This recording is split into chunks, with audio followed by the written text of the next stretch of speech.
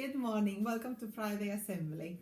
We have got lots of certificates. I am so proud of all of you. You are working so hard. Very well done to everybody. But if you hear your friends' names at home, to give them a clap. In Ash class, we want to say well done to Jacob for your starfish model and to Evelyn for your beach scene. Well done, both of you. In Ash class, well done, Demi, for writing in your diary, and Ella for the beautiful puppet show about the little red hen. Well done. In Hornbeam class, Jaden, you're counting into up to 30, and Ronnie for doing lots of extra work at home. Well done. In Willow class, Jack Offord for finding out about your family during World War II, and Charlie for your brilliant cooking skills.